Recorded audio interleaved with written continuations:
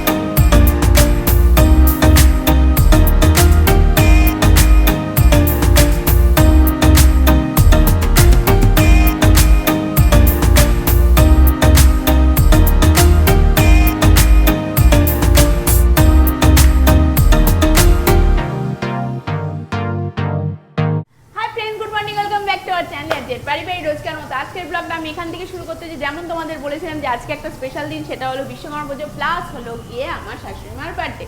তো তার জন্য মায়ের বার্থডের জন্য সকাল সকাল রান্নাবান্নার দিকে চলে এসেছি। এখানে এখন 5 রকম ভাজা করছি, ওখানে অলরেডি আমার পায়েস হয়ে গেছে, চাটনি হয়ে গেছে, মায়ের স্পেশাল চিলি চিকেন করে ফেলেছি, আর এদিকে আপাতত হয়ে গেছে। এদিকে আরও আলাদা মাংস হবে, তারপরে ইলিশ মাছ হবে, ইলিশ মাছ ধুয়ে ফেলেছি। তার জন্য এখন একটু খুবই চাপের মধ্যে রয়েছি। ব্রেকফাস্ট এখন অবধি কিছু হয়নি, সকালে ব্রেকফাস্ট আসার একটা স্কিপ করা হবে।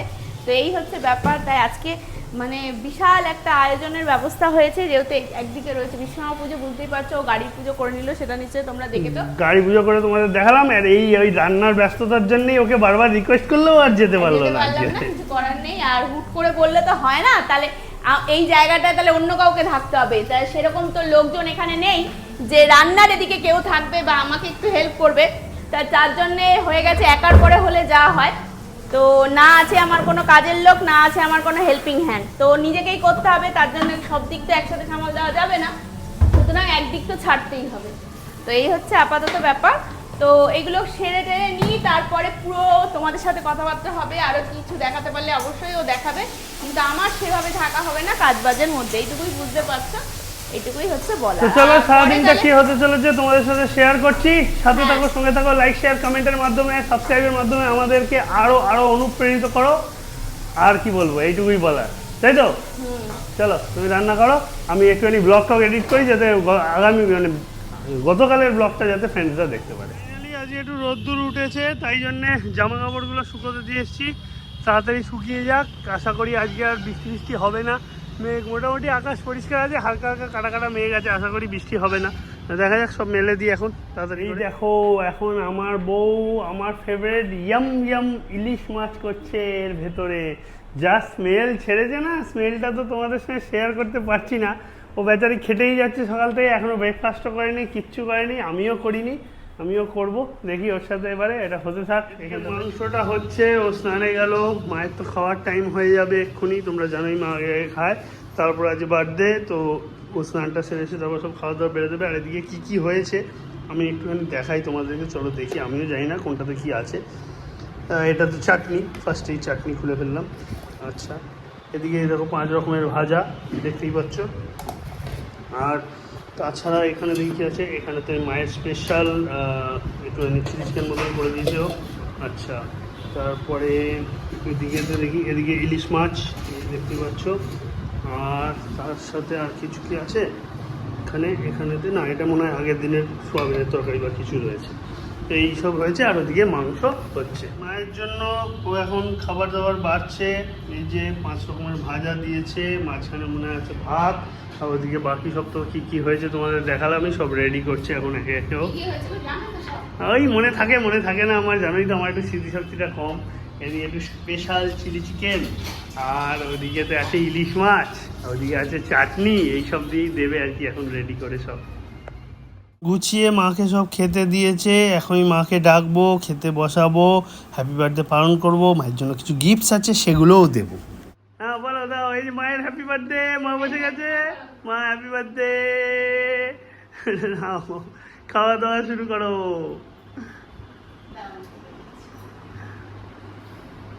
মায়ের হ্যাপি বার্থডে সেলিব্রেশন হচ্ছে এখন। মায়ের হ্যাপি বার্থডে সেলিব্রেশন তো গিফট দিল, আর এখন হ্যাপি বার্থডে মা খাবে। নাও মা, খাওয়া শুরু করো। ঠিক আছে, যতটা পারবে খাও, কোনো অসুবিধা নেই, যতটা পারবে খাও, যতটা না খেতে পারবে যতটা পারবে খাও। এখন মা খাচ্ছে, বাবা একটু ইলিশ মাছটা বেঁচে দিচ্ছে, কেননা মা অত কাটা খেতে পারে না। আর বাবাকে ওই যে গিফটটা দিচ্ছি হাতে, এখন এটো বলে কাঁধে রেখে দিয়েছি, বাবার গেঞ্জিটা এই জন্য এখন কাঁধে রেখে দিয়েছি। মা খাও। আর রান্না কেমন হয়েছে, খেতে ভালো লাগছে? খাও। দেখো, তখন তোমাদেরকে দেখানো হয়নি, লাল লাল ঝাল ঝাল মাংস। মাংস দেখালাম তোমাদেরকে একটু আগে, মা খাচ্ছে। বাড়ির জন্য নিয়েছি একটু চিকেন, ইলিশ মাছ, পায়েস, চাটনি, ভাত। চলো আমরা বেরোই, এবারে গিয়ে সেরে আসি,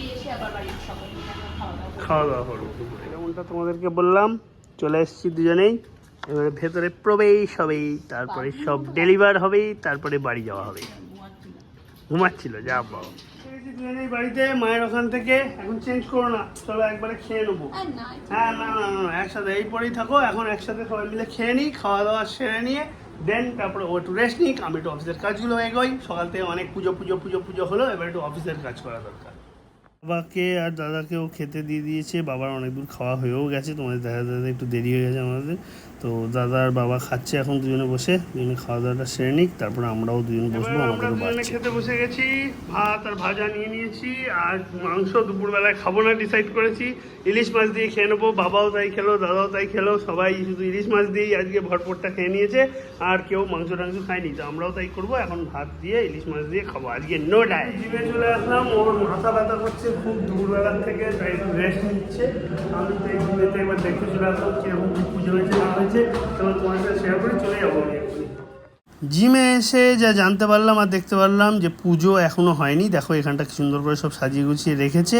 ঠাকুরমশাইয়ের 4টের সময় আসার কথা ছিল, এখন প্রায় 6টা বাজতে যায়, কিন্তু ঠাকুরমশাই এখনও এসে পৌঁছায়নি, অন্য জায়গার পুজোতে আটকে রয়েছে। ঠাকুরের মূর্তিটা বেশ ভালোই হয়েছে দেখতে, তোমাদের সঙ্গে শেয়ার করলাম।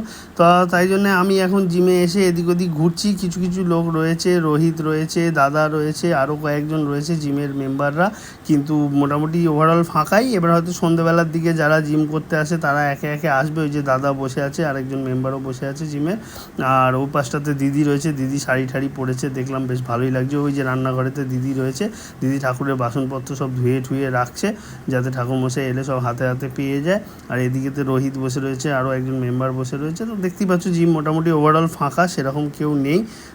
এই যে দিদি এই পাশটাতে চলে এসছে, পুজোর সব গোছগাছ এখনও চলছে, মানে ওই ঠাকুরমশাই আসার আগে যেটুকু লাস্ট মোমেন্ট প্রিপারেশন আছে ওইটুকু করে রাখছে, বাকি তো রেডি করাই আছে, তোমাদেরকে সেটা দেখালামই অলরেডি।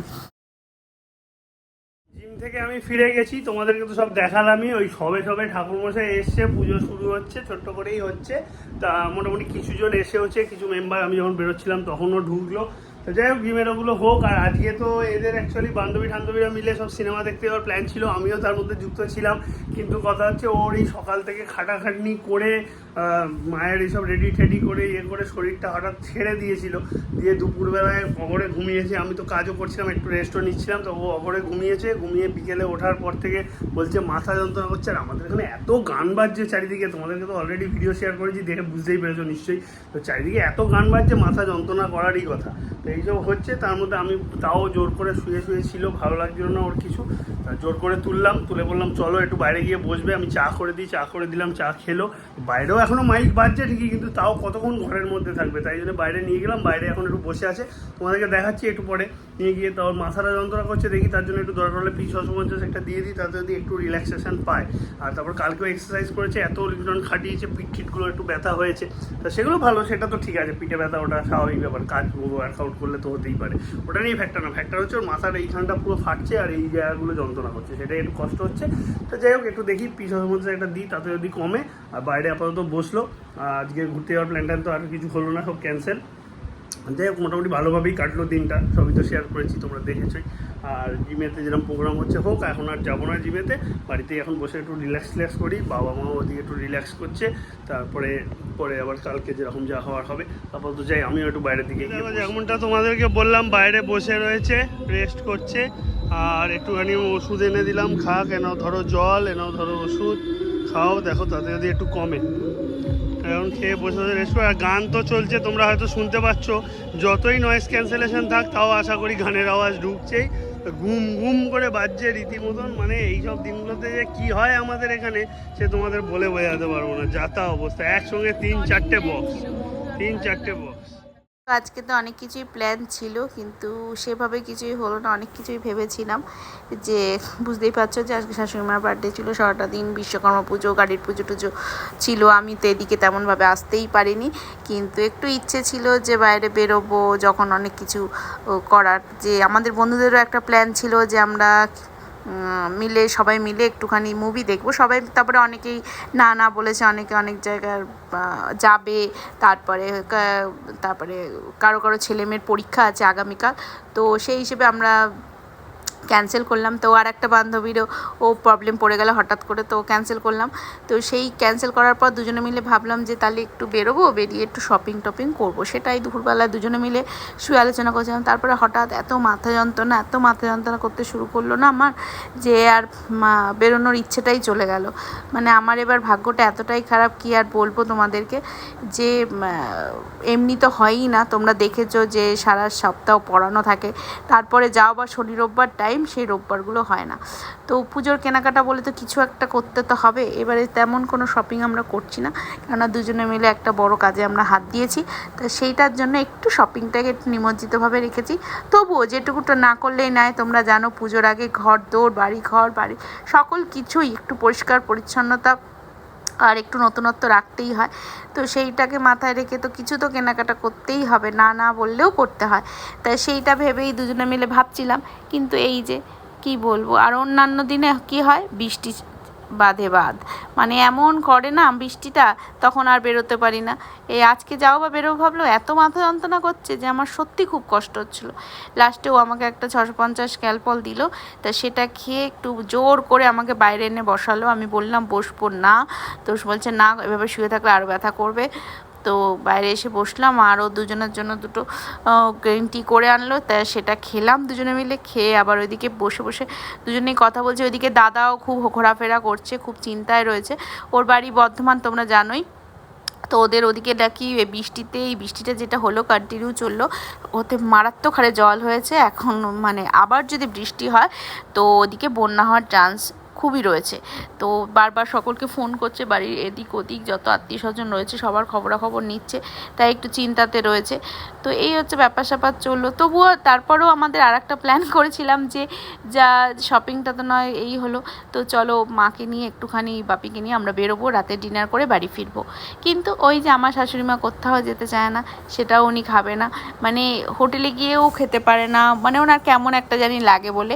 আর বাড়িতে তোমরা আজকে দেখলেই দুপুরবেলা কত খেতে দিয়েছি গুছিয়ে টুছিয়ে, ওইটুকু ভাত দেখে উনি বলছেন যে না আমি খেতে পারবো না, এত ভাত খেতে পারবো না। তোমরা দেখবে আজকে আমি পোস্ট করব, যেটা সকালবেলায় এখন যেটাই ভয়েস ওভার দিচ্ছি, এই ভিডিওটাই যখন আমি পোস্ট করব তোমরা দেখতেই পাবে উনি ওরকম বলছে। মানে কি বলবো, তাও আজকে খেয়েছে সব কিছু। ইলিশ মাছও খেতে চায় না, জোর করে বাপি বেছে দিয়েছে, সেটুকু খেয়েছে। তারপরে আমিও সব কিছু গুছিয়ে টুচিয়ে দিয়েছি। আর পায়েস তো খাবেই না কিছুতে, বারবার বললাম যে তোমার জন্যই পায়েসটা কিন্তু গুড় দিয়ে করেছি। তো পায়েসটা খেয়েছে। তারপরে মানে বলে এইভাবেই খাওয়ানো হয় ওনাকে। তো চাটনিও তাই বলেছি গুড় দিয়ে করেছি, সেই জন্যে উনি খেয়েছে। ওই গুড় বলেছি বলেই উনি খেয়েছে, নইলে একদমই খেতে চায় না, মেনটেন করার চেষ্টা করে। তবু নিজে যেটা খেতে চায় হয়তো মিষ্টি, সেটা খেয়ে আলাদা ব্যাপার, কিন্তু আমরা যদি জোর করে কিছু খাওয়াই উনি একটু ভয় পায়। সুতরাং বেশি জোর করতেও চাই না। তো যেটুকু করা সেটুকুর মধ্যে আমি আনন্দ দেওয়ার চেষ্টা করেছি, গুছিয়ে টুচিয়ে দিয়েছি। তো তোমরা প্লিজ আমাকে বলো যে আমার আয়োজনটা তোমাদের কেমন লেগেছে। আর লাইক শেয়ার কমেন্ট করতে ভুলো না। আমার শাশুড়িমাকে উইশ করতেও কিন্তু তোমরা ভুলো না। তো উইশটা কিন্তু অবশ্যই করবে, তাহলে উনি অবশ্যই সোশ্যাল মিডিয়াতে একদমই থাকে না, তবু আমি দেখাবো, তাহলে উনি আনন্দ পাবে, খুশি হবে। এইটুকুই আর কি যা বলার। তো আর কি আর বলবো, এইভাবেই চলছে দুজনে মিলে। আর এদিকে রাত্রিরে কী করব ভেবে, দুপুরে তো কেউ মাংস তো টাচই করেনি। তো মাংসটা এত সুন্দর করে রান্না করেছি, কেউ টাচ করেনি, শুধু ইলিশ মাছই খেয়ে গেছে। ইলিশ মাছের গন্ধেই সবার পেট পড়েছে। তো ইলিশ মাছ সর্ষে বাটা ভাপা যেহেতু হয়েছিল, সবাই ভালোবাসে, এমনকি আমি নিজেও ভালোবাসি, তো আমিও খেয়েছি। তো রাত্রিরে মাংসটা কেউ টাচ করেনি, তাই মা রাত্রিরে বলেছে মাংস আর রুটি খাবে। তো এখন মাংসটা তো রয়েছে ফ্রিজে, এখন আটাটা মেখে এসেছি, রাতে জাস্ট রুটি করব, গরম গরম রুটির সাথে মাংস দিয়ে সবাই খাবে। তো যাই হোক, এইটুকুই তো বলার। আর এখন আপাতত দেখি আর একজন কী বলতে চাইছে। সে তো তখন থেকে আমাকে নানা কথা শুনিয়েই চলেছিল। তবুও তোমাদেরকে একটা কথাই বলবো, আমার আয়োজন তো আমি করেছি। তোমাদের যদি আরও বেটার কিছু মনে হয় যে প্রত্যেক বছর যে আমার শাশুড়িমাকে এইটুকু আমি করে দিই, আরও নতুন কিছুভাবে করা যায়, ভালো আইডিয়া যদি তোমরা দিতে পারো, অবশ্যই ঘরোয়া হবে সেটা, তবে কিন্তু আমাকে তোমরা সেটা শেয়ার করে বলতে পারো। আর এখন কি বলো তো, বিয়ের পর থেকে আমি তো আমার মাকে সেভাবে দিতে পারি না, মানে আমার মা এসব পছন্দই করে না। বিয়ের পর থেকে শাশুড়ি মাকে আমি দেখতাম, বিয়ের আগে ও বলতো যে মায়ের আজকে বার্থডে, আজকে কেক নিয়ে যাচ্ছে, এরকম বলতো। তো বিয়ের পর থেকে আমি ওই রান্নাবান্না করেই দিই, সেটুকুই করি। তো আর আজকের দিনে প্রত্যেক বছর আমার মাকেও নিয়ে আসা হয়, তবু আসতে চায় না সংক্রান্তি বলে, তো জোর করেও নিয়ে চলে আসে। তো তারপরে একসাথেই দুজনের কেকটা কাটানো হয়, যেহেতু মার কিছুদিন আগে বার্থডে গেছে 8 সেপ্টেম্বর, আর আমার শাশুড়ি মা 17। তো যাই হোক, দুজনের একসাথে কেকটা কাটানো। তো আসতে তো মোটেই চায় না।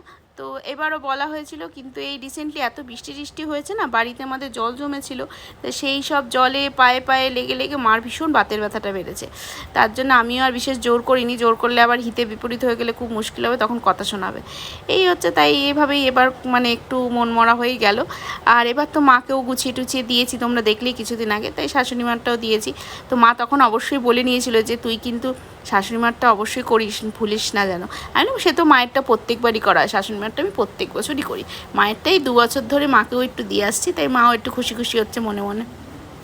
ও বাড়ির সবাইকে এখন খেতে টেতে দিচ্ছে। দেখতে পাচ্ছ রাত হয়েছে, আজকে একটু দেরিতেই সবাই খেতে বসলো। তা যাই হোক, বাবা মা দাদা সবাই খাচ্ছে, তারপর হয়ে গেলেই আমি আর ও খেতে বসবো। তারপরে তা এখন খাওয়া দাওয়া দিয়ে নিই, বেড়ে টেড়ে দিই, সবাই খাক। রাত্রে মনে হয় রুটি হয়েছে, আর রুটি আর দুপুরে তো বললোই তোমাদেরকে ও মাংস খায়নি কেউ, তো মাংস রয়েছে, মাংস রয়েছে, মায়ের জন্য স্পেশাল চিলি চিকেনটা করেছিল ওটা রয়েছে, ওই সব দিয়েও দিচ্ছে, খেয়ে নিই। তারপরে ফাঁকা হয়ে গেলে আমি আর ও দুজন মিলে খেতে বসে যাবো এরপরে। তো বন্ধুরা, খাওয়া দাওয়া অ্যান্ড কমপ্লিট, এইবারে ঘুমাতে যাওয়ার পালা। ও সব খাওয়া দাওয়া দিল, বাড়লো, খেলাম দিলাম, বাকিদের খাওয়া দাওয়া হয়ে তারা শুতেও চলে গেছে। তো আমরা দুজনে এবার শুতে যাবো। আজকের মতন tata, bye bye, good night. কিছু ভালো লেগে থাকলে লাইক শেয়ার কমেন্ট আর সাবস্ক্রাইবের মাধ্যমে আমাদেরকে সাপোর্ট করো, খুব ভালো লাগবে তাহলে। এবং কমেন্ট করে জানিও আজকে এই মায়ের বার্থডের অনুষ্ঠানটা কেমন লাগলো তোমাদের। তো যাই হোক, চলো আজকের মতন tata, bye bye, good night. কাল তোমার সাথে দেখা হচ্ছে। আমি উল্টো দিক থেকেও বলে দিলাম। তো চলো, কাল দেখা হচ্ছে, বাই বাই।